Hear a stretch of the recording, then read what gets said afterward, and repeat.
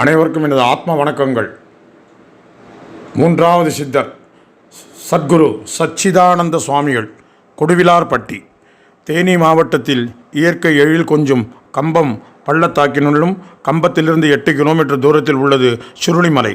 இந்த மலையில் தோன்றும் நீர்வீழ்ச்சிக்கு சுருளி நீர்வீழ்ச்சி என்று பெயர். இத்தகைய எழில் பொழிவை கொண்ட சுருளிமலைக்கும் தேனிக்கும் இடையே உள்ள சிற்றூரே கொடுவிலார்பட்டி. இத்தகைய சீர்மிகு ஊரில் குழந்தைவேலு பேச்சியம்மாள் தம்பதியருக்கு கிபி 1878ஆம் ஆண்டு சுவாமிகள் மகனாக பிறந்தார். சுவாமிகளின் பிள்ளை திருநாமம் பழனியாண்டி என்பதாகும்.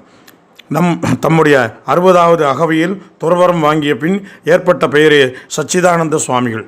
சுவாமிகளுக்கு பெற்றோர்கள் திருமணம் செய்வித்தனர். இவர் மனைவி மகப்பேறு ஏதுமின்றி இயற்கை எய்தியதன் காரணமாக இவர் மீண்டும் மறுமணத்தில் நாட்டமின்றி சந்நியாச மரபை பின்பற்ற விரும்பினார். அக்காலத்தில் சுருளிமலை செல்லும் ஞானிகள் அருளாளர்கள் யாவரும் முதலில் கொடுவிலார்பட்டி பழனியாண்டியின் வீட்டில், பிற்காலத்தில் அந்த இடமே சச்சிதானந்தத்தின் ஆசிரமமானது. சில நாட்கள் தங்கிச் செல்வது வழக்கமாக இருந்தது.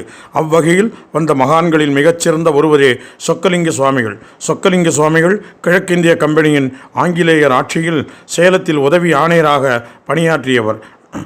நிர்வாண அவதூத ஞானி ஒருவரால் தன்னிலை உணர்த்தப்பட்டு பலகாலம் திருவண்ணாமலையில் தங்கி பக்குவ நிலையை அடைந்தார். அப்போது முன்பின் அறியாத ஒரு சாது சொக்கலிங்கத்தை பெயர் சொல்லி அழைத்து சுருளிமலைக்கு சென்று தவம் செய்ய கூறினார். சுருளிமலைக்கு சென்ற சொக்கலிங்க சுவாமிகள் கொடுவிலார்பட்டி பழனியாண்டி இல்லத்தில் தங்கினார். சொக்கலிங்க சுவாமிகளையே குருவாக ஏற்று பழனியாண்டி சுவாமி ஞான நிலையில் வல்லவரானார். சொக்கலிங்க சுவாமிகள் பல அமானுஷ்ய சித்திகளையும் கற்றுக் கொடுத்தார். சொக்கலிங்க சுவாமிகள் வற்புறுத்தலின் காரணமாக பழனியாண்டி சுவாமி குருவம்மாள் என்பவரை மனம் புரிந்தார். இத்தம்பதியருக்கு கடைசி மகவாக பிறந்தவரே பரஞ்சோதி சுவாமிகள். சொக்கலிங்க சுவாமிகள் யார் கண்களுக்கும் புலம்படாமல் மறைந்தார்.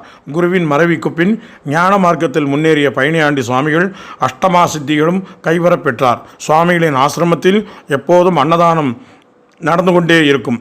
ஒரு முறை நாட்டில் உணவு பற்றாக்குறை ஏற்பட்டு உணவு பங்கீட்டு முறை அமலில் இருக்கும்போது பஞ்சகாலத்தில் அரிசி கிடைக்காமல் மக்கள் யாவரும் சோளம் போன்ற தானியங்களை உண்டு வாழ்ந்தனர். ஆனால் கொடுவிலார்பட்டியில் பழனியாண்டி சுவாமிகள் அரிசியை பொங்கி அன்னதானம் செய்து வந்தார். அதனால் வெள்ளை அதிகாரிகள் சுவாமிகள் அரிசியை பதுக்கி வைத்திருக்க வேண்டும் என கருதி சுவாமிகள் மீது நடவடிக்கை எடுப்பதாக ஆசிரமத்திற்குள் நுழைந்தனர். சுவாமிகளை அழைத்து உனக்கு மட்டும் அரிசி எப்படி கிடைத்தது என்று வினவினார். சுவாமிகள் இது ஆண்டவர் கொடுத்த அரிசி என்று 2 கைகளை மேலே நோக்கி காட்டினார். அப்பொழுது கூரையிலிருந்து அருவியைப் போல அரிசி கொட்டியது குன்று போல் குவிந்தது. இந்த அதிசயத்தை பார்த்த அதிகாரிகள் சுவாமிகளின் ஆற்றலை உணர்ந்து வணங்கி சென்றனர். இத்தகைய ஆற்றல் பெற்ற சுவாமிகள் மருத்துவத்திலும் தேர்ச்சி பெற்று விளங்கினார். தம்மை அண்டி வந்தவர்களுக்கு திருநீரும் பச்சிலைகளையும் கொடுத்து அவர் தம் நோய்களை குணப்படுத்தினார். பேர் அருளாரியாக விளங்கிய சுவாமிகள் தம் 99வது வயதில் 15/8/1976ஆம் ஆண்டு பரிபூர்ணமானார்கள். சுவாமிகள் மறையும் முன் 12 ஆண்டுகள் சென்றபின் தன்னுடைய சமாதியை திறந்து பார்க்க சொன்னார். ஆனால் சுவாமிகள் சீடரும் மகனுமாகிய பரஞ்சோதி சுவாமிகள் 14 ஆண்டுகள் கழித்தே சமாதியை திறந்தார். அப்பொழுது 14 ஆண்டுகளுக்கு முன் சமாதியில் வைக்கும்போது சுவாமிகளின் ஸ்தூல திருமேனி எவ்வாறு இருந்ததோ அப்படியே இப்போதும் இருக்க கண்டார். அதன்பின் சுவாமிகள் அறிவுறுத்தியபடி சமாதி கோவில் எழுப்பினர்.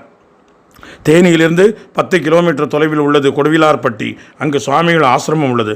ஆசிரம வளாகத்துடன் சமாதி உள்ளது. வாருங்கள், தரிசிக்கலாம். சுவாமியின் பூரண ஆசியை பெறுக. நன்றி.